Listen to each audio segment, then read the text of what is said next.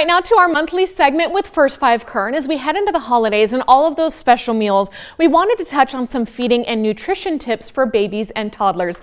I thought of this, Kevin. We have Kevin Bartle with First Five Kern because my kids are going nuts with the Halloween candy. And I'm like, oh man, I kind of miss when you were a baby and didn't know that that bucket was just sitting there in the corner. Exactly. As we have our little ones, how are we teaching them those healthy habits heading into the holidays? You know, this is a great, it's great to start young with the healthy stuff. And, you know, if you have a baby at home, that's the time to start building in some healthy eating habits. And we always say, like, they're babies, they don't know. Right. Give them peas, right? Grind up some broccoli. Like, they don't know, they'll eat it. Yeah.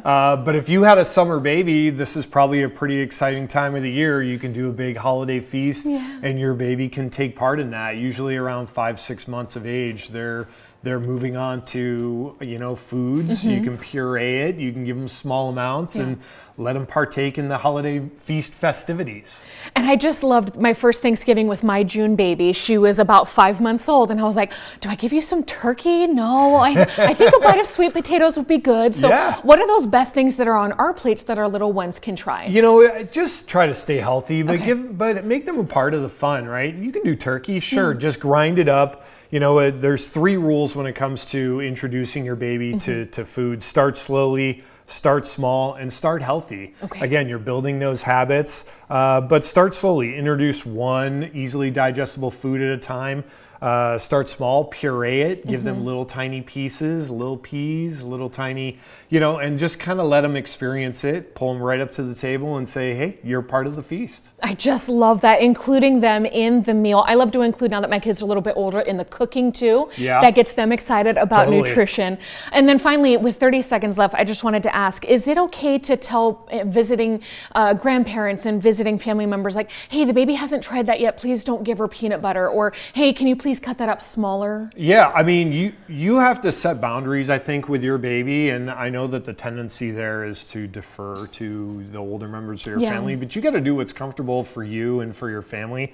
It's funny you mentioned the peanuts. I don't know if anyone's seen the big peanut study that happened, that slow introduction they're finding now. They're kind of reversing course on that. So do some further research on that, talk to your pediatrician, but perhaps slow introductions as a baby to some peanut butter, to peanuts, will reduce their chances of an allergy. I actually went through this with a local allergist just a few years ago. We could tell that my daughter, through nursing and bottle feeding, had some pretty bad eczema. Turned out to be a peanut allergy. Interesting. With the allergist, we did the slow introduction. She now has peanuts every day. There you go. It's amazing. But again, don't try that at home on your own. Talk to your doctor. Talk to a local allergist. Maybe peanuts aren't the best time on a holiday when you're introducing other things, but check out that study. It's fascinating. Yeah, it is. And that's a part of start slow too. You can see you were gentle about it and you saw that there was an issue, and then you can deal with it. Exactly. Kevin, thank you so much. I love this insight going into the holidays. Thanks for having me. I love talking about it. It's so fantastic.